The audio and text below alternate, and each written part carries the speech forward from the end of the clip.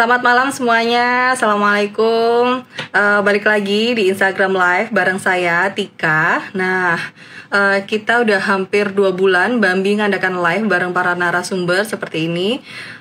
Dan ini sepertinya jadi new normalnya Bambi. Kalau dulu biasanya kita live itu cuman bahas tentang produk aja. Tapi sudah hampir 2 bulan ini kita live bareng para narasumber seperti dokter kandungan, dokter anak, terus kemarin sama bidan gitu ya. Terus kemarin sempat ada sama psikiater. Nah sekarang kali ini kita live bareng Pak Hindranata Nikolai. Beliau adalah Master Trainer NLP. Dan ini pasti keren banget karena beliau ini jarang banget. Saya sih nggak tahu ya, beliau pernah live bareng kayak online shop seperti Bambi. Yang biasanya beliau itu live-nya itu bareng kayak perusahaan besar kayak yang bank kayak gitu. Jadi ini suatu kehormatan juga buat Bambi. Beliau mau diajak join live kali ini. Nah, oke, kita langsung aja, nggak usah lama-lama. Kita langsung join sama Pak Hing. Jadi, tapi kalau mamanya kalian mau tanya, bisa langsung komen aja. Nanti kita bacakan ya.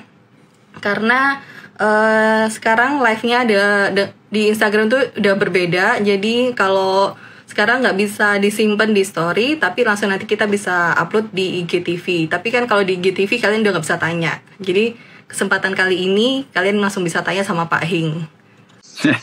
Halo. Halo, selamat malam Pak Hing. Malam, Ibu Tika, malam. Lama ya. Harusnya saya ketemu Pak Hing tuh di bulan Juli ya. Ya. Iya. Mudah-mudahan masih bisa kok, mudah-mudahan masih bisa.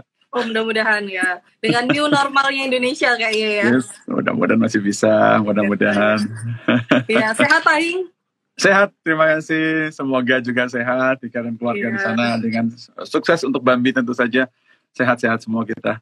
Terima kasih Pak Hing. Ini kalau dengan adanya dengan musibah kita di Indonesia sekarang ini kayaknya nggak hanya di Indonesia, di dunia. Akhirnya sekarang kesibukan yang paling tetap sibuk ya Pak Hing ya, tetap di rumah ya? Ya, karena hanya cara saja berbisnis yang berbeda. Kalau dulu memang kita ketemu langsung dengan customer, sekarang ya lewat seperti inilah. Tapi saya tetap melayani customer dengan media-media virtual kayak begini gitu. Jadi tetap kesibukannya sama, cuman medianya yang beda. Iya, ini saya terima kasih banyak loh Pak Hing ya. Ini kayaknya baru ini online shop gitu ya. Kita yang mayoritas ibu-ibu hamil yang Pak Hing kayaknya belum pernah join sama online shop kan ya? Belum ya. Baru kali ini saya terima kasih banyak ini. Ya Pak Hing, kalau mau bahas tentang NLP itu akan sangat panjang, makanya nggak mungkin waktunya cuma 1 jam. Makanya ini kita bahas yang relate dengan followernya di Bambi. Nah, follower Bambi ini mayoritas adalah ibu-ibu hamil sampai ibu-ibu yang baru punya anak sampai 1 tahun. Nah, biasanya kalau ngomong dramanya ibu-ibu baru, ya, ini dramanya sih selalu dengan suami. Nah, biasanya ini kalau Bambi selalu posting tentang suami, tentang pokoknya ada nyerempet suami gitu, langsung rame gitu. Langsung di-repost semua sama para istri gitu. Nge-tag semua sama suami, nge-tagin suaminya gitu. Biar harapannya itu biar suaminya baca, biar suaminya memahami istrinya gitu. Nah, kita jadi pengen tahu nih Pak Hing. Saya kalau dulu sering curhat sama Pak Hing. Kalau ikut kelasnya Pak Hing, saya sering curhat apapun gitu ya. Nah, ini biar semua di sini juga dengar. Gimana sih tipsnya menarik hati suami? Karena ini mayoritas kan pasangan baru. Kalau dulu sendiri pacaran itu enak-enak aja, tapi setelah menikah penyesuaian baru, ya kan? Semuanya penyesuaian yang dulu, kok suamiku dulu nggak gitu, sekarang yang dulu manis, sekarang kok nggak gini, kok nggak sesuai harapan sih gitu. Terus gimana nih caranya biar tetap suami itu kita menarik hati suami itu tetap deket terus gitu? Gimana Pak Hing? Nah, memahami. Jadi sebenarnya begini sih, kalau bilang pria dan wanita, kita kan memang terjebak ke dalam klasifikasi lah ya. Orang bilang otak pria sama otak wanita itu berbeda strukturnya, terus karakter pria wanita beda. Karena pembagian ini kan di dunia ini banyak banget tuh. Ya, jadi bukan cuma jenis kelamin, ada yang bagi berdasarkan bintang, ada yang bagi berdasarkan tanda tangan, nama, angka, macam-macam lah. Termasuk juga usia gitu ya. Termasuk ya kayak sekarang kita bilang milenial, macam-macam. Nah, jadi pria dan wanita ini memang saking kita percaya dengan pembagian ini, kita terjebak ke dalam membenarkan bahwa suami itu sikapnya kayak begini, istri kayak begitu gitu. Dan salah satu yang paling kental memang adalah keinginan para pria itu dalam hal power kan gitu, power maupun dalam hal pengakuan status gitu loh, bahwa saya adalah suami.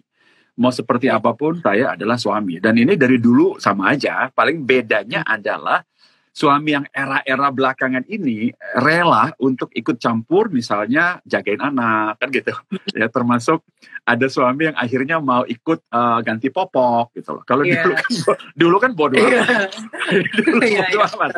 Dulu kan kita nggak mau, dulu suami itu pria kagak mau tahu itu. Kalau dia cari duit mau di rumah istrinya mau masak, mau ngepel, biarin aja, itu tugasnya wanita. Jadi agak berbeda dengan pengambil alihan tanggung jawab di era-era sekarang. Nah ini apalagi di era-era karantina gini. Nah ada satu.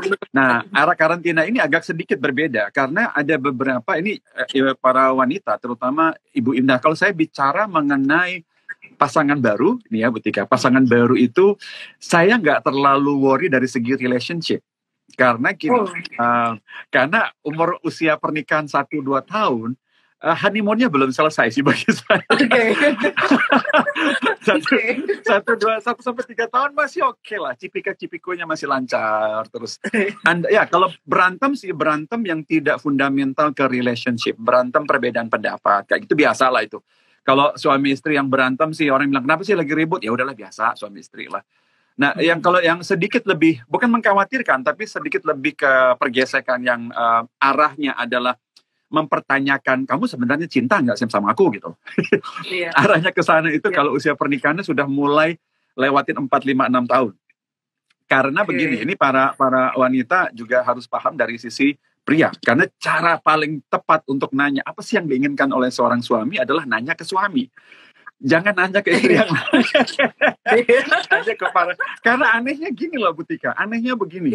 Pria pengen cari tahu apa yang diinginkan wanita, yang ditanyakan adalah pria yang lain gitu loh.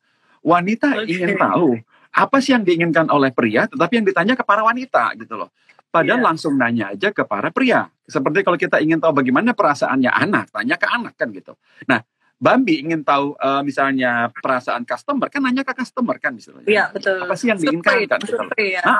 Survei gitu loh. Nah, misalnya saya sebagai suami kalau ditanya dari zaman dulu sampai zaman sekarang, yang tidak berubah dari pria dalam konteks pria itu adalah sense of status dia sebagai pimpinan keluarga itu tidak berubah misalnya. Ya, ini saya bicara umum kecuali daerah-daerah yang memang matrilineal ya. Saya bicara dari garis besar.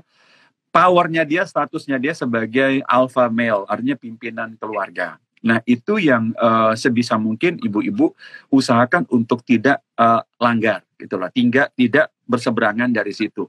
Nah memang kita tidak pungkiri era-era sekarang ini memang ada wanita karir yang memang dari segi entah penghasilan, dari segi posisi jabatan, memang lebih tinggi. Kita nggak bisa pungkiri itu ada. Karena zaman emansipasi bisa jadi posisi wanita dalam korporasi, dalam bisnis lebih tinggi dibanding pria. Bahkan pasangannya sendiri. Memungkinkan sekali itu. Walaupun itu terjadi ini ibu-ibu, jangan sampai sense of power dari para suami ini rendah gitu loh.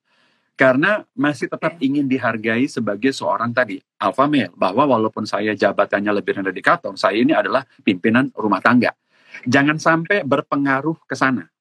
Nah, jadi usahakan tidak berpengaruh ke sana. Karena inti daripada good relationship adalah, jadi saya tetap memahami bahwa, oke, betul, penghasilan saya mungkin lebih tinggi, mungkin status saya lebih tinggi, tetapi tidak pernah tunjukkan itu ke depan para suami. Jangan jadikan itu sebagai bahan topik bicara. Itu sangat berbahaya. Itu bahaya.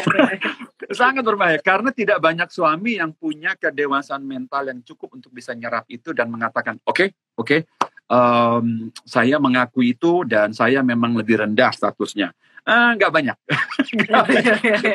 Nggak banyak. Dan kalaupun ada itu makhluk langka banget, disimpan baik-baik deh kalau ada. Jadi berarti itu hal pertama yang harus diperhatikan, power sama status dari sang suami sebagai pimpinan, sebagai alpha male di situ. Itu juga jangan sampai tercoreng gitu. itu awalnya sih. Iya.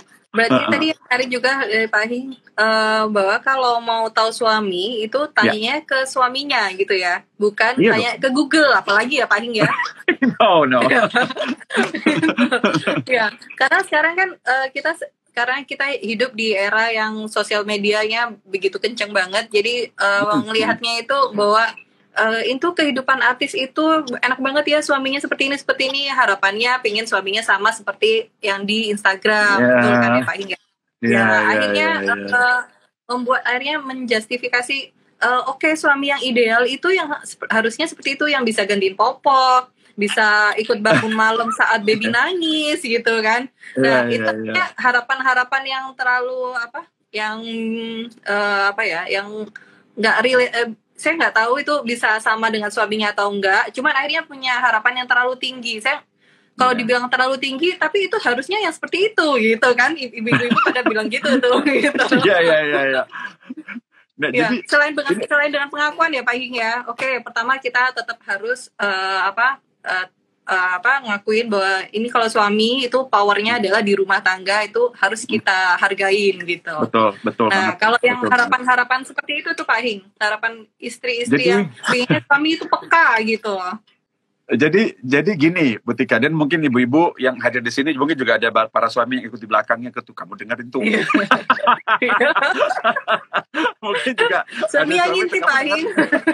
Kira-kira ngintip juga para suami dari belakang. Nah gini, hati-hati dengan ekspektasi yang timbul dari drama-drama, iklan-iklan ataupun status orang lain. Hati-hati, karena gini, kenapa cinta itu tidak disebut sebagai emosi? Kenapa relationship itu disebut sebagai drama kehidupan? Bukan emosi sebetulnya. Karena emosi ya, Pak? Bukan emosi. Cinta itu drama karena ada skenario yang terlibat di situ. Jadi kenapa cinta itu akhirnya larinya ke drama, bukan emosi? Karena emosi itu clear kok, happy, sedih. Cinta itu kompleks gitu loh. Ada happy-nya, ada sebelnya, marahnya, bencinya, banyak itu. Karena itu drama yang ada di situ. Nah, kenapa disebutnya drama? Karena cinta itu sangat-sangat tergantung dari skenario kita mengenai tadi Bu Tika bilang, suami yang baik itu kayak apa sih? Ya kan? Itu definisi. Nah, itu definisi itu. Nah, definisi bisa berubah sejalan dengan waktu. Coba sekarang ibu-ibu yang ada di sini, coba perhatikan ibu-ibu yang ada di sini. Begitu kita naksir sama seseorang, apapun. Ya, misalnya dari sisi, wah ini orang baik banget ya, wah ini orang jujur banget loh, wah ini orang kayaknya pintar banget ya, wah ini kayaknya sabar banget loh, saya belum pernah loh ketemu orang sabar kayak begini. Nah, begitu kita ada pertanyaan mengenai hubungan kita dengan suami dan lain-lain. Nah, Ibu Tika tadi bilang setelah saya nonton film ini, aduh alangkah indahnya kalau suami saya kayak gitu. Begitu kita lebay seperti ini, hati-hatinya begini. Ingat terakhir kali, ingat pada saat kita mencintai dia, skenario apa yang saya bawa dia ke kehidupan saya itu loh. Itu yang seringkali kita lupa. Skenario kita update dan kita tuntut seseorang berdasarkan film terakhir yang kita nonton. Itu agak berbahaya. Agak berbahaya itu. Nah, jadi kita akhirnya, saya bilang begini, karena pria dan wanita sebenarnya agak mirip dalam hal-hal kayak begini. Agak mirip. Kayak misalnya pria melihat, let's say ada film, misalnya seorang wanita yang melayani suami dengan cara yang menurut dia benar. Sama aja, betul. Sama aja. Jadi begitu dia sambil nonton film itu, di kepalanya juga bilang, wah istri harusnya kayak gini. Sama. Bukan hanya istri yang seperti itu ya. Itu drama makanya. Sayangnya Bu Tika dan ibu-ibu, istrinya nonton film yang drama yang beda, suaminya drama yang beda. Iya, betul banget. Jadi dramanya nggak ada yang ketemu. Dan akhirnya suami ingin dramanya sendiri dimainkan peran oleh istrinya pengen bermain di film yang dramanya beda itu sama suami. Iya, betul. Akhirnya sakit hati sama-sama. Tapi kalau berdua nih, sama-sama ingat, oh tunggu dulu, kita berdua masuk ke dalam hubungan ini karena drama yang kayak gimana ya? Oh ya, saya kan jatuh cinta sama dia dulu, saya ingat baik-baik karena memang begini hubungan awalnya. Tidak boleh lupakan itu, karena kadang-kadang kita menuntut seseorang untuk berubah. Saya sebutnya berubah, lari dari skenario awal hanya gara-gara tadi saya bilang saat saya menemukan definisi ideal suami yang berbeda, definisi ideal istri yang berbeda, itu agak sedikit berbahaya dalam relationship-nya. Kita menuntut dia berubah sesuai drama kita yang baru gitu. Iya, betul. Gitu. Jadi agak sedikit perhatikan jangan sampai kita menuntut dia berdasarkan drama baru yang saya tonton gitu. Berbahaya. Iya, soalnya dituntutnya berdasarkan drama Korea yang terbaru, Pak Hing. Iya. Betul. Iya. Betul banget. Iya. Nah, ini Pak Hing ada pertanyaan ini tadi Boleh. sudah ada pertanyaan gimana kalau ini kan kalau sudah punya anak, akhirnya perbedaan pola asuh itu sering jadi bumerang. Nah, gimana sih nyatukannya gitu? Ini salah satu ada yang nanya gitu nih. Nah, sebenarnya sih yang paling penting adalah begini, ya. Cara suami maupun cara istri itu tidak ada yang salah. Itu yang harus diingat gitu loh. Suami sama niatnya, istri niatnya sama. Yang sering kali dipertentangkan itu adalah cara. Gitu Caranya. Loh. Nah, yang paling berbahaya adalah begini. Bahasa dari istri ke suami maupun suami ke istri mirip-mirip sebetulnya. Yang paling tidak boleh itu adalah cara kamu ini salah. Cara kamu ini salah. Bahasa itu tidak boleh. Karena, perhatikan baik-baik, seringkali yang terluka oleh pasangan kita itu adalah bukan cara kita yang dinilai. Begitu misalnya Ibu Tika bilang ke saya bahwa cara kamu ini keliru, yang saya dengar sebetulnya adalah saya punya niat jahat terhadap anak saya. Itu yang saya dengar seringkali loh. Jadi bukan cara saya yang keliru, yang saya dengar kadang-kadang itu adalah, loh berarti kamu mengatakan bahwa saya ingin mencelakakan anak saya apa? Nah itu loh. Nah itu kan seringkali jadi bahan ribut. Jadi walaupun istri mengkritik cara suami, seringkali yang didengar oleh suami adalah istri mengatakan suami coba untuk menjerumuskan anak kepada hal yang enggak. Padahal suami dan istri ini tujuannya sama-sama baik. Tujuannya sama-sama baik dan cara suami maupun cara istri itu tidak ada yang salah. Seringkali karena perbedaan aja Ibu. Jadi ibu-ibu perbedaan cara itu kita bilang harus ini yang benar, itu yang salah. Padahal dua-duanya benar. Dua-duanya ini benar. Dan kalau terjadi perbedaan cara, sebetulnya tidak usah saling ngejudge. Nah, sepakati aja. Jadi begini, misalnya sepakati karena hierarki antara suami dan istri menjadi tidak jelas setelah serumah. Itu nggak jelas. Kalau masih pacaran, lebih clear. Kadang-kadang misalnya wanita mau ngalah. Misalnya, tapi setelah serumah, nggak mau ngalah wanita juga kadang-kadang. Nggak mau. Jadi, kan sudah serumah gitu loh. Dan sudah serumah, dan sekarang sudah, kamu udah jadi milik aku nih. Sorry, kita sama-sama sepantaran, seimbang. Kadang-kadang terjadi kan. Nah, jadi sebetulnya lebih bagus kesepakatan. Jadi misalnya gini. Pokoknya ingat ya, urusan sekolah anak, urusan aku ya. Ya, kamu urusan genteng, kamu urusan mobil. Nanti suami bilang begini, Bu Tika, suami bilang begini, aku mau perbaiki mobil di bengkel XYZ. Jangan berani ikut campur berarti. Jangan berani istri mengatakan lebih bagus di bengkel ABC. Sebab kita sudah sepakat. Nah, les anak kamu yang putuskan, bengkel aku ini. Nah, kalau ada kesepakatan begini, itu minim cekcok.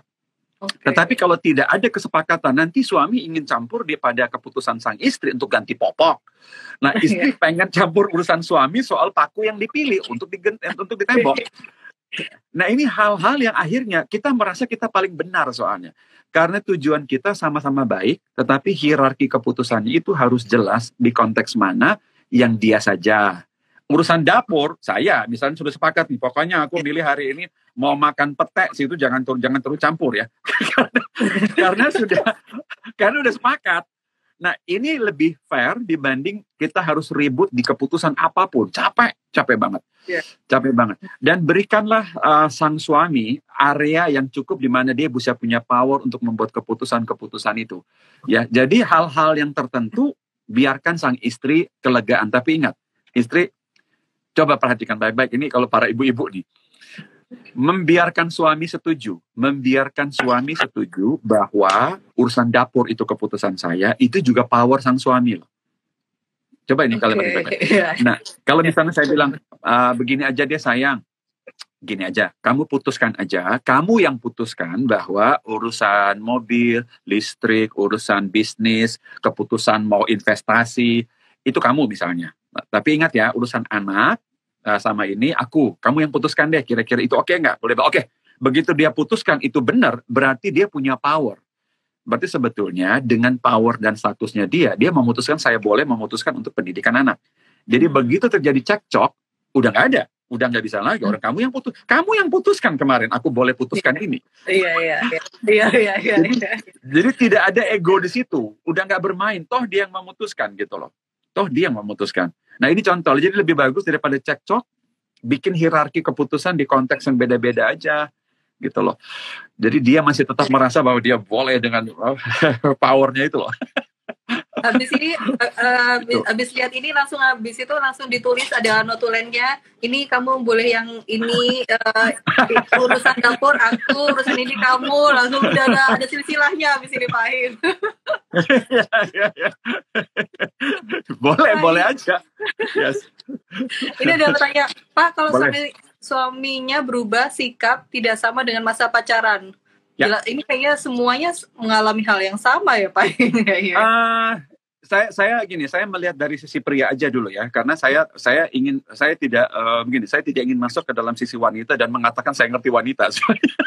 Saya masuk ke dalam sisi pria dan melihat dari kacamata pria misalnya. Yeah. Ada beberapa hal ibu-ibu yang dilihat oleh para suami. Misalnya begini, ibu-ibu ketakutan sekali misalnya suaminya melirik wanita lain misalnya. Kan itu ketakutan ibu-ibu kan. Apalagi kalau lagi hamil nih. Kalau lagi hamil. Ada ketakutan misalnya pria atau mungkin setelah sekian mungkin 4-5 tahun menikah terus nggak jaga badan misalnya, ya kan? Nggak jaga badan melar. Ya kan, ada ketakutan gitu loh. Saya sudah tidak pinggangnya udah nggak 29 sekarang 36. Iya. Jadi ada kemungkinan.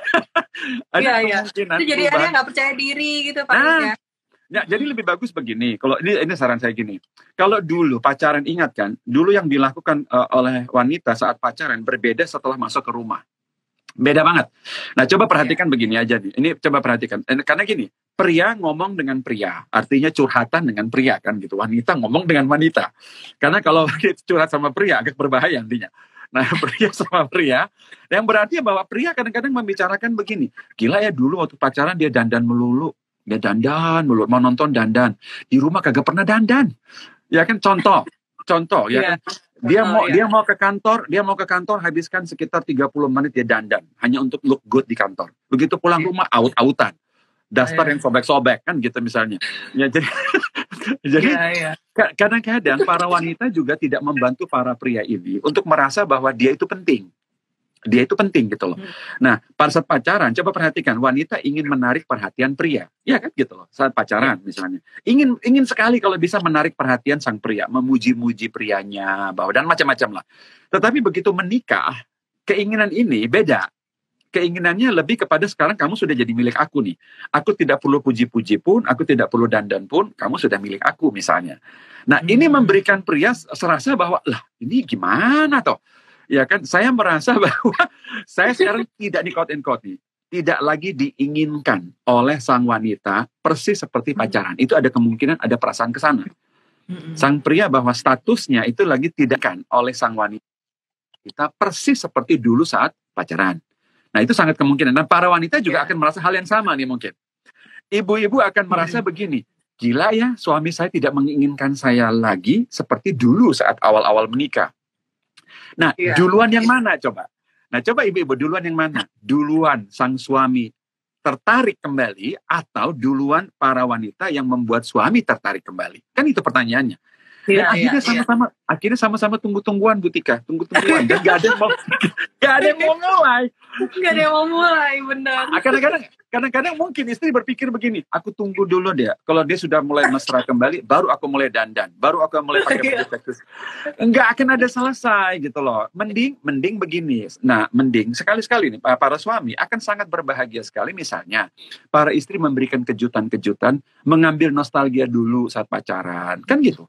Daripada saling tunggu-tungguan, ya udah coba istri melakukan satu aktivitas dulu. Ingat, suami power dan statusnya itu penting banget bagi dia. Penting banget. Jadi itu inisiatif aja. Ada suami yang akan melakukan inisiatif. Coba perhatikan, di rumah pasti.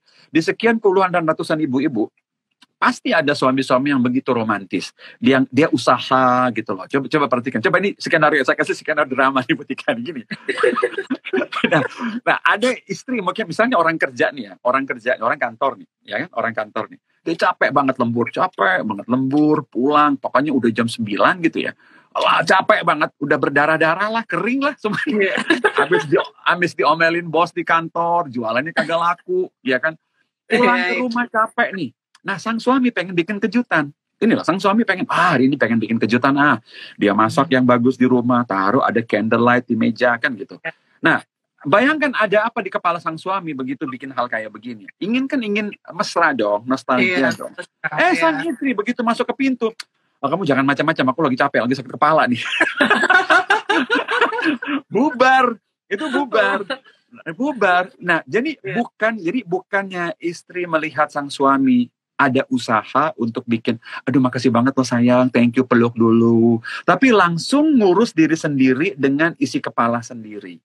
Nah, ini membuat siapapun pasangan akan mulai, padahal dia nggak menghargai aku loh ya.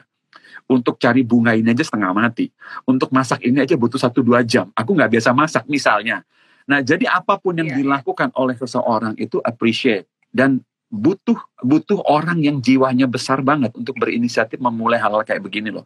Jadi kalau ibu-ibu sudah memulai sesuatu, para suami itu juga senang kok.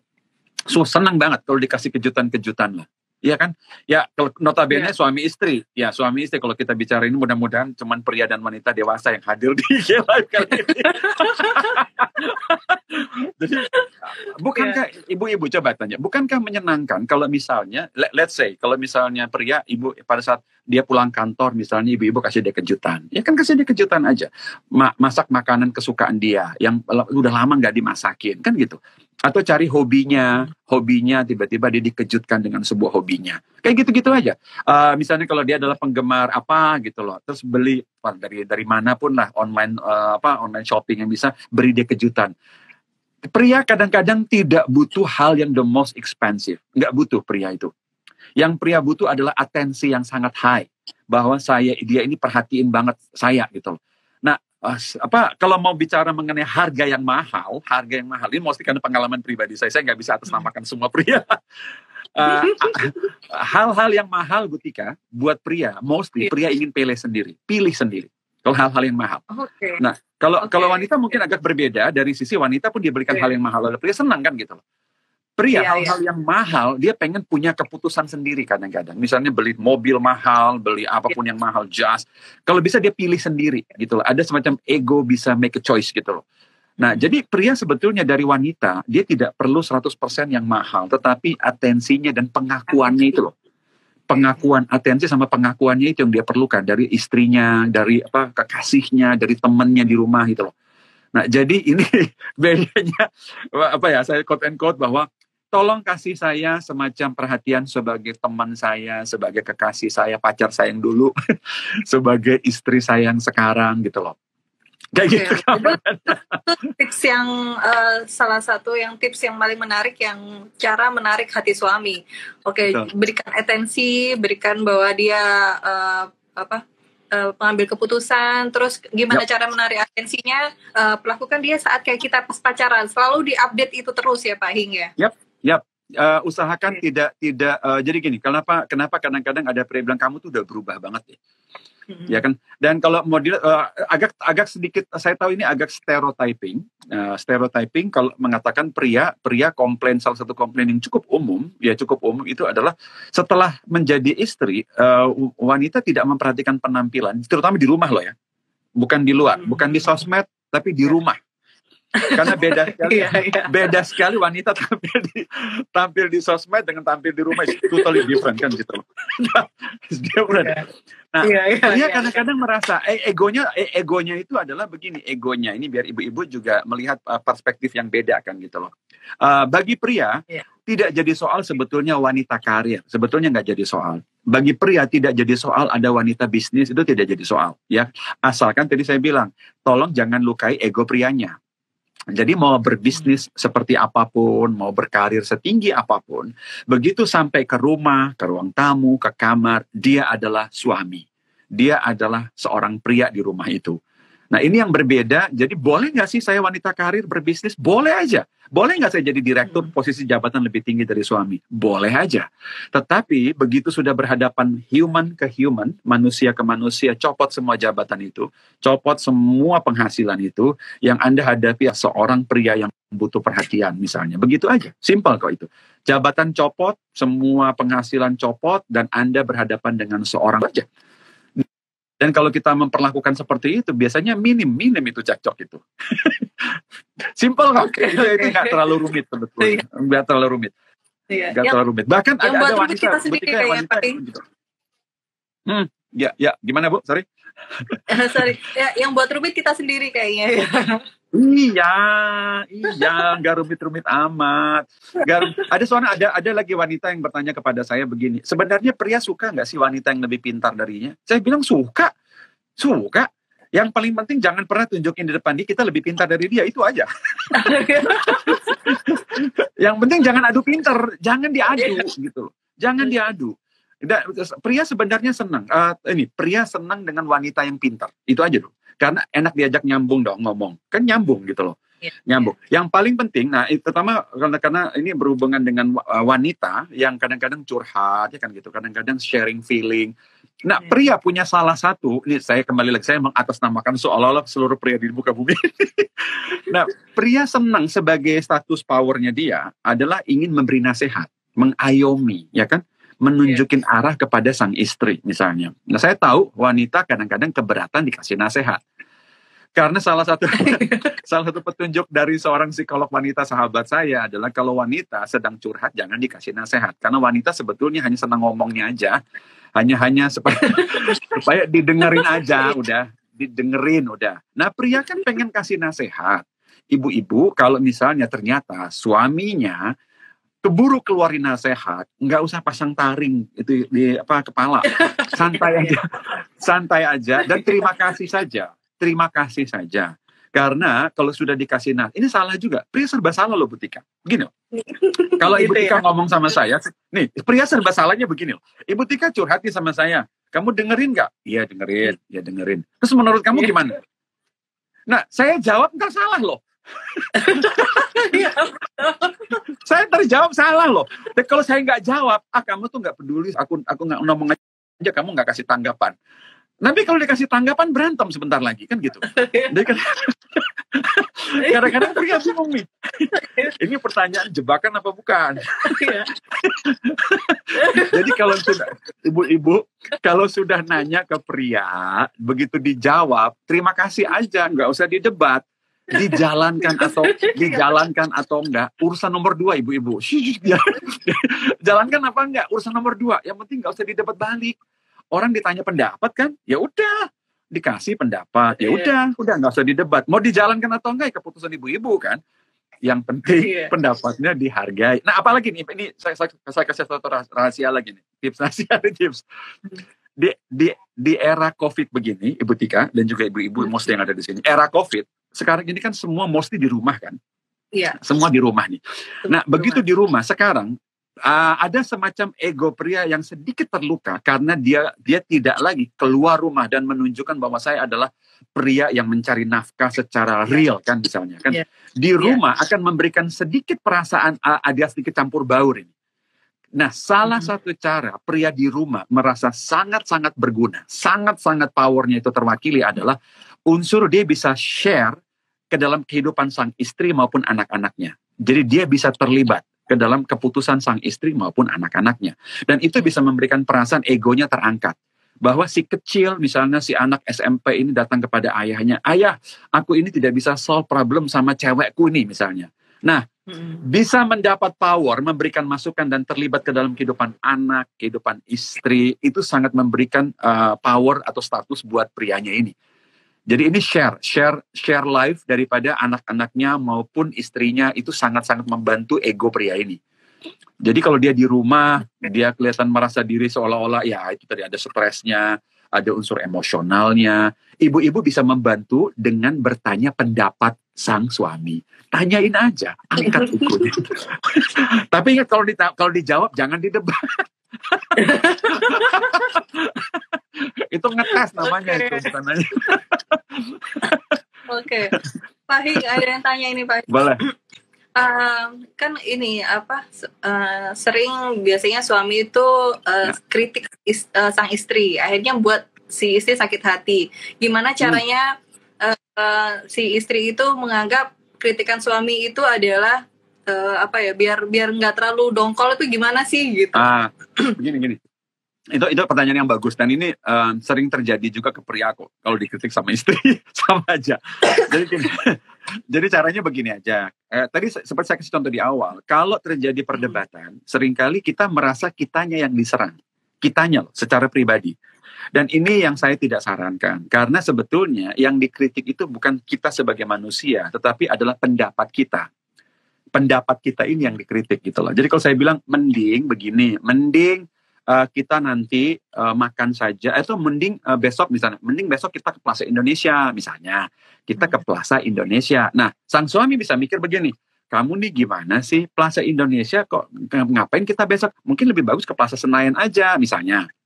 Nah, begitu kita bilang, kamu ini gimana, kok Plaza Indonesia sih, kalimat Plaza Indonesia ini kita tidak melihat dia mengkritik ide kita ke Plaza Indonesia, kita merasakan dia mengkritik kita yang memilih Plaza Indonesia. Jadi sebenarnya ibu-ibu lebih aman dan menghindarkan dari drama-drama yang gak penting. Perhatikan baik-baik, yang dikritik itu adalah pendapat kita, bukan orang yang memberi pendapat.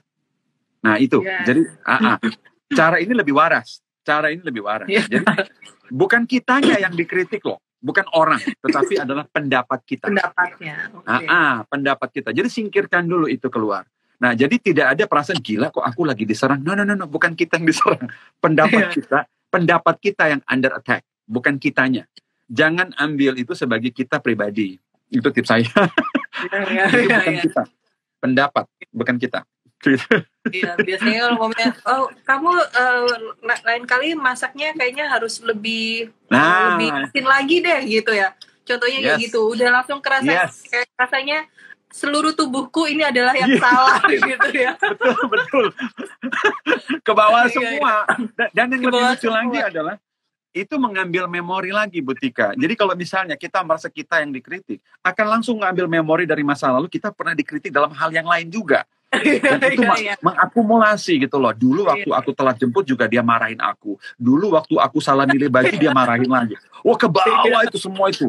Ke bawah itu. Dan makanya bete lah, udah drama udah.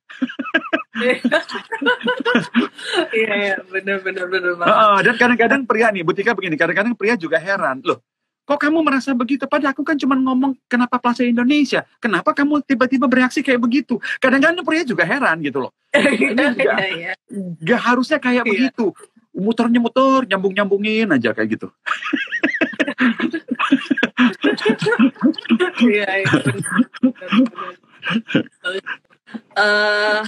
Ini Pak Hing, ada pertanyaan.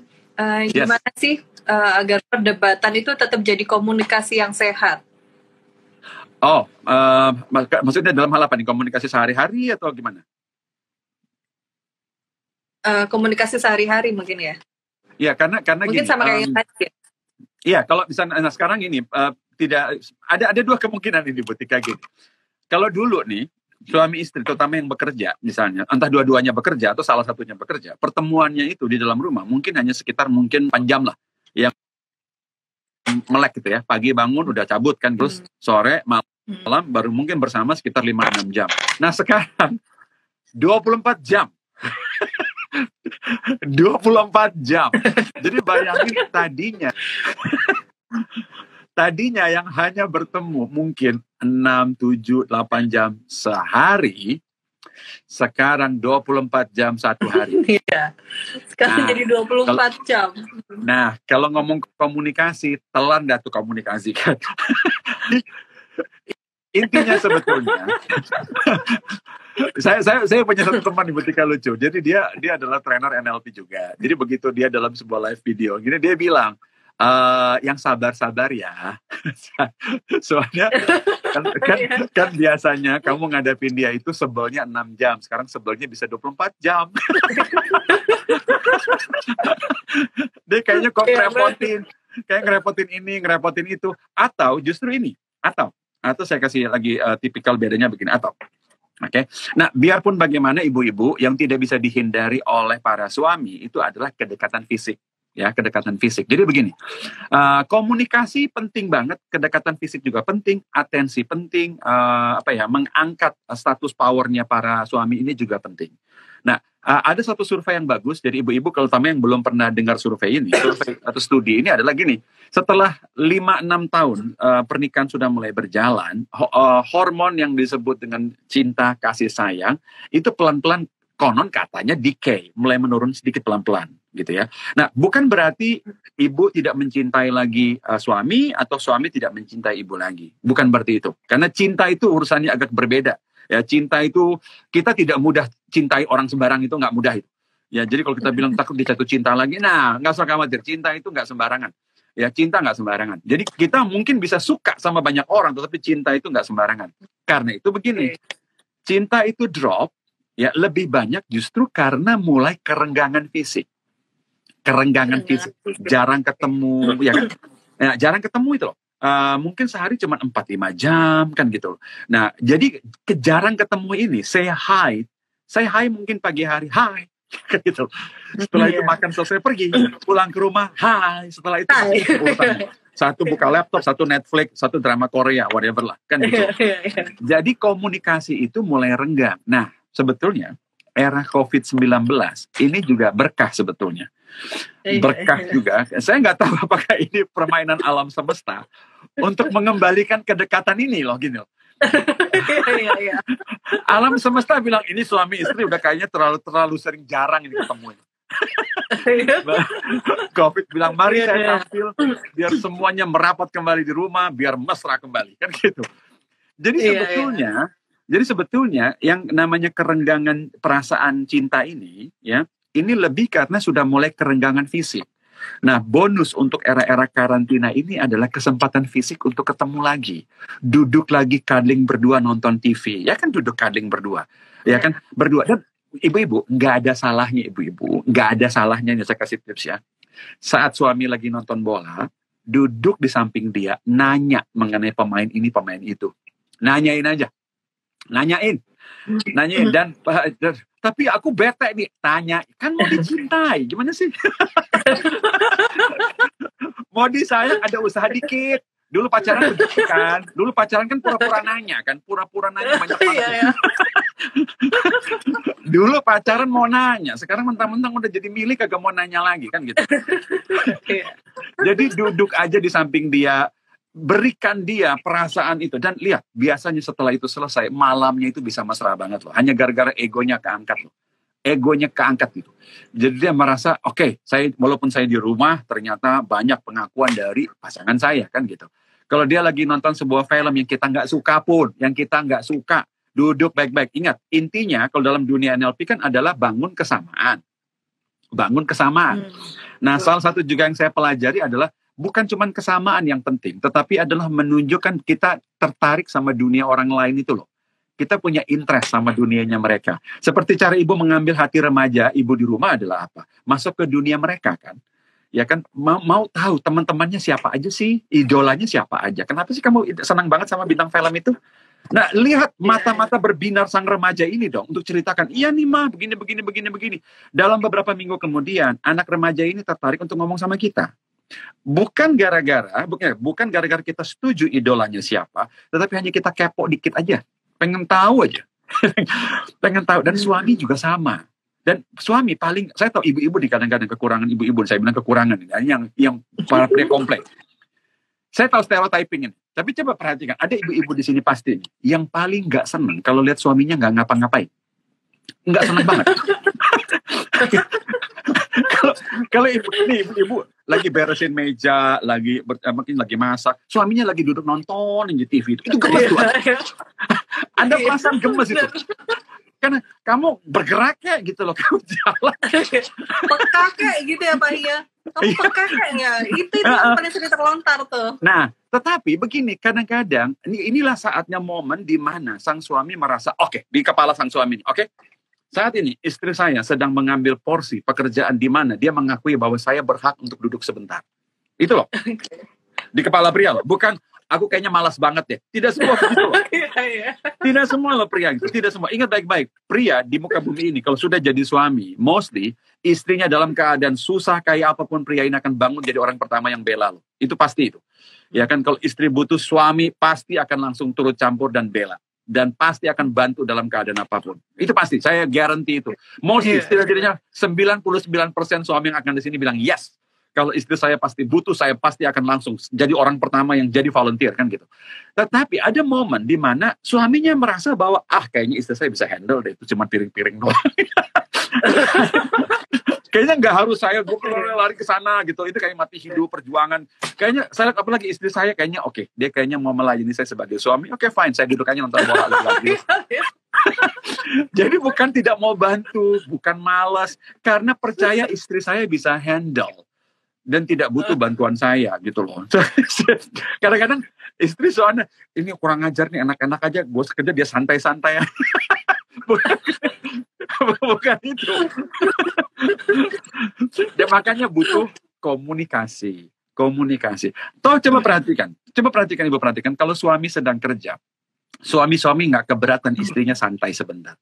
Don't mind loh. Dibalik ya Pak ya. Dibalik. Suaminya kalau lagi do something, dia lagi benerin mobil, dia lagi ngapain, lagi ngecat rumah, dia nggak keberatan loh nggak dibantuin, nggak keberatan. Kecuali sudah ada kesepakatan. Tadi katanya kamu yang nyampur catnya, sekarang kamu kok nggak ngapa-ngapain. Itu kan Anda sudah kesepakatan. Tetapi kalau tidak ada kesepakatan, mostly pria akan dengan egonya, saya adalah pria di rumah ini adalah kerjaan saya, mostly. Bahkan istri mau turut campur pun dia akan bilang, nggak usah, ini aku aja udah. Nah, karena apa? Karena itu tadi, tidak keberatan. Jadi istri pun juga sama, harusnya tidak keberatan kalau suami tidak ikut campur. Oke.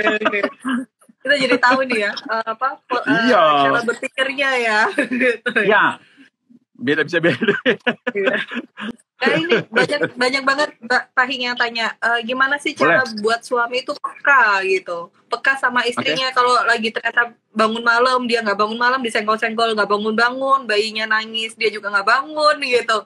Gimana sih cara buat suami itu biar peka ya gitu?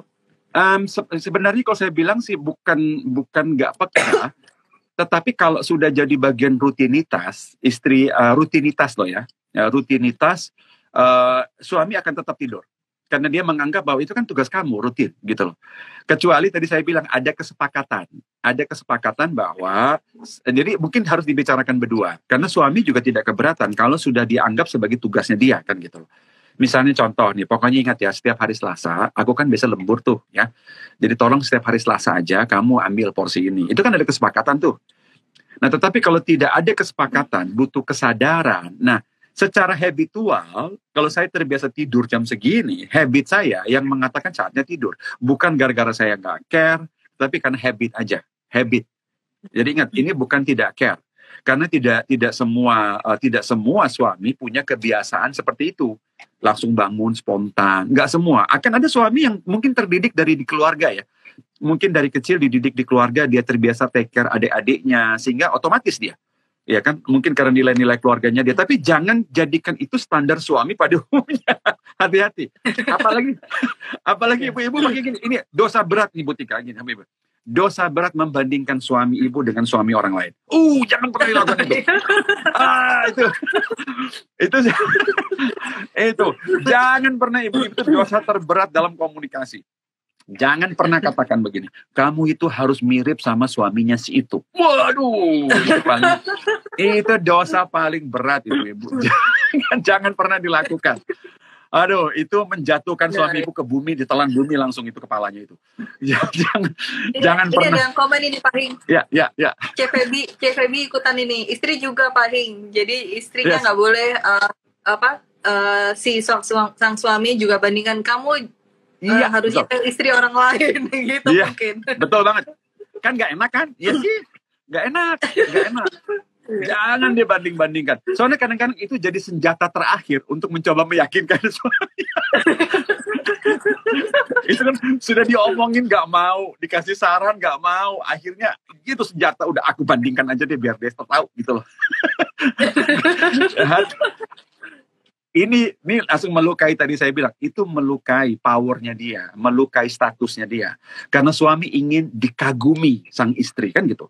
Ingat ibu-ibu, suami itu pengen merasa dikagumi, merasa diinginkan. Saya mau ibu bayangkan gimana perasaan ibu, kalau misalnya, gimana perasaan suami, kalau suami merasa ternyata ada pria lain yang dikagumi, kan gitu. Itu kagak enak banget. Itu perasaan tidak enak. Power dan statusnya itu terlukai banget itu. Terlukai banget. Kalau ibu bandingkan suami ibu dengan suami orang lain, itu seperti ibu mengatakan saya lebih kagum dia dibanding kamu. Ya, walaupun ini bukan soal cinta lagi, ini adalah soal egonya yang terluka itu. Jangan pernah lakukan itu. Jangan pernah lakukan itu. Oke. Pak Hing, ini ada gimana caranya? Ini ada pertanyaan terakhir ini Pak Hing. Yes, boleh. Gimana sih Pak Hing caranya suami itu nempel ke kita terus kayak perangko? Nah, ya kan gini. Tadi saya bilang bahwa salah satu unsur yang paling penting dalam diri pria secara umum general itu adalah power sama statusnya sebagai suami. Ya, kalau memang kita tahu, orang bilang jalan tercepat menuju ke seorang pria misalnya adalah perutnya, misalnya saja. Ya, mungkin saya ingat apakah itu memang soal apakah wanita harus jago masak, enggak juga. Tapi kalau misalnya wanita tahu makanan kesukaan suaminya, it's good. Apapun yang disukai sang suami, it's good. Ya kan, dan kita bicara misalnya dalam hubungan suami dan istri misalnya, dan siapapun suami, saya yakin banget tidak ada yang tidak suka melakukan hubungan suami istri misalnya, kan gitu loh. Nah, jadi ya itu saya nggak akan ketemu pria yang bilang ya saya nggak mau lah. Jadi gini nih, kalau mau nempel, kita tahu bahwa yang tadi suka diperhatikan. Suami suka banget dilayani, diperhatikan, dikagumi. Ada perasaan dikagumi itu loh. Diapresiasi keberadaannya, ya kan? Diapresiasi dalam bentuk apapun, termasuk fisik. Dan ini perbedaan fisik antara pria dan wanita. Coba perhatikan para suami. Saya dulu merasa begitu soalnya. Gini, pria itu fisiknya mau segendut apapun, secabi apapun, tidak merasa cabi. Gitu loh, tidak. Saya dulu gitu, beda kan ibu-ibu. Ibu-ibu mau selangsing apapun, serasa gemuk. Ya kan, selalu melihat dan tidak skill. Ketakutan ada wanita lebih langsing lagi. Kalau pria kadang-kadang bodoh amat. Nah, karena itu apapun, entah dia gendut dikit, entah dia ini adalah orang yang sama ibu-ibu. Orang yang sama yang pernah Anda cium saat pacaran kan. Orang yang sama persis yang kita dulu cari perhatian misalnya kan gitu. Orang yang sama dipuja-puji, perlakukan sama persis. Jangan pernah rubah kualitas dari kecintaan kita sama dia. Jangan pernah turunkan itu. Ada satu pelawak yang bagus banget, Mutika, ini bisa jadi masukan buat ibu-ibu yang ada di sini. Pelawak ini salah satu favorit saya. Dia bilang begini, beda antara perubahan pria dan wanita adalah begini. Wanita tidak bisa menurunkan lifestyle yang telah diberikan oleh pria. Wanita tidak bisa menurunkan itu. Jadi kalau misalnya Ibu Tika terbiasa saya bawa ke restoran atau mall XYZ nih, mallnya levelnya ini. Nah, di level yang berbeda, misalnya katakanlah saya ingin mulai hari ini sayang kita nggak akan ke mall ini ya, kita ke mall yang ini. Oh, itu wanita menderita itu. Jadi jadi wanita yang telah terbiasa di level lifestyle sekian, itu begitu pria ingin turunkan, wanita nggak accept, wanita nggak mau accept. Wanita nggak mau. Ini bagi saya sih ada kebenarannya, Nah, bagi pria ibu, bagi pria saya kasih tahu, ini pelawak ini juga ngomong, bagi pria adalah level dan kualitas dari kemesraan fisik antara suami dan istri. Nah, Level kemesraan itu tidak bisa diturunkan untuk pria dan suami ibu nih. Nggak bisa diturunkan itu. Jadi kalau ibu terbiasa nih, mesra dengan cara sekian, ibu-ibu, jangan diturunkan level itu. Jadi kalau wanita tidak bersedia diturunkan lifestyle-nya, biasanya pria tidak bersedia diturunkan level kemesraan fisiknya itu. Itu agak sedikit sulit untuk diterima oleh para pria dari segi mindset. Pelawak ini ngomong benar sih. Jadi kalau ibu bilang, bagaimana sih cara supaya nempel terus? Ya udah kualitasnya jangan diturunkan, kan gitu. Diturunkan, oke. Kualitasnya tetap, kualitasnya. Jadi cara kita memperlakukan dia, cara kita tadi menyanjung dia, membuat dia merasa diperhargai, itu jangan diturunkan. Itu aja gitu loh. Mau ditingkatkan boleh, tapi jangan pernah diturunkan. Mau ditingkatkan silakan. Tapi jangan pernah diturunkan. Dan saya yakin sekali, para pria, para suami di muka bumi ini, family, mostly pria akan bilang family is my number one. Number one. Saya yakin banget itu. Mereka akan tetap mendahulukan family. Apalagi kita hidup di Indonesia ya, di mana nilai-nilai kekeluargaan dan grup dan kelompok is really, really important. Family, I know is number one. Suami-suami ibu, saya yakin banget. Suami-suami ibu tuh tahu keluarga itu nomor satu. Dan Anda ibu-ibu adalah wanita nomor satu di kehidupan mereka, kan gitu. Dan make sure ibu-ibu tidak menyia-nyiakan itu, ya kan, menyia-nyiakan itu, ya kan, nomor satu dan satu-satunya, kan itu. Nomor satu dan satu-satunya. Jadi jangan bikin pesaing. Ya, jangan bikin pesaing, kan gitu. Jadi nomor satu dan satu-satunya, gitu. Oke. Ini terakhir Pak Hing ya. Boleh. Ini karena cuma tinggal 5 menit. Pak Hing bisa kasih conclusion nggak? Penutupnya buat para follower Bambi, para ibu-ibu di sini. Ya. Gimana sih tetap akhirnya kita bisa jaga komitmen, bisa sampai kita sampai tua, tetap bersama, tetap menjaga keharmonisan itu gimana Pak Hing? Yang paling penting Ibu, kalau Ibu pengen lihat sisi pria, sisi lembutnya suami ibu, gampang Ibu. Si kecil lahir, Ibu lihat cara dia megang si kecil. Itu luar biasa itu. Si kecil lahir itu. Dan Ibu mau lihat seorang suami, seorang pria yang lembut penuh cinta kasih adalah saat dia gendong anak itu pertama kali. Dan itu bayangan yang tidak akan terlupakan di kepala ibu-ibu juga itu. Jadi next time, ibu-ibu ingin meragukan entah kasih dan cinta sang suami, ingat image itu di kepala itu.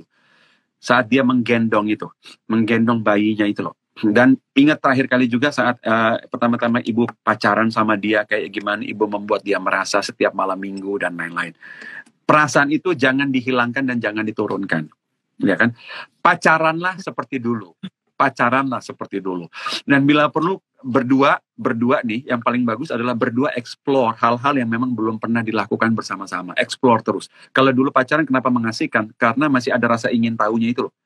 Masih ada ingin tahu. Ingat kan? Ingat dulu pacaran kan, setiap kali pacaran kita ketemu ingin tahu kan, pegangan itu kayak gimana sih, ciuman kayak gimana sih, ya kan? Ciuman di bioskop kayak gimana sih, ya kan, pacaran itu. Ya kan, kalau naik bajai juga bisa nggak kita ciuman di bajai simpan sembunyi-sembunyi kan? Gitu. Nah, ini yang kita missing saat kita menikah. Begitu sudah menikah, tidak ada rasa ingin tahu itu lagi. Begitu sudah menikah, semuanya itu kita sudah merasa sudah tahu soalnya. Tidak ada curiosity. Shut down semua. Pacaran, jadi sarannya sebetulnya adalah pacaran kembali aja. Kalau takut khawatir dengan berbagai hal, pacaran kembali. Anak tidak usah jadikan alasan. Ya kan, pacaran kembali. Ada momen-momen di mana kedua bisa pacaran kembali. Pasti ada. Dan kalau kalau menunggu 1 tahun setelah anaknya bisa mandiri setelah 2 tahun juga fine. Yang penting adalah kembalilah berpacaran. Itu aja. Kembalilah. Gitu, kembali pacaran. Itu saran saya. The best. Kembali pacaran aja sudah. Apalagi kayak zaman sekarang ya Pak ya, kita selalu di rumah kayak gini, pacaran terus gitu ya Pak ya. Pacaran. Biar tahun 2020 akhirnya punya anak semua, Bambi senang Pak Hing.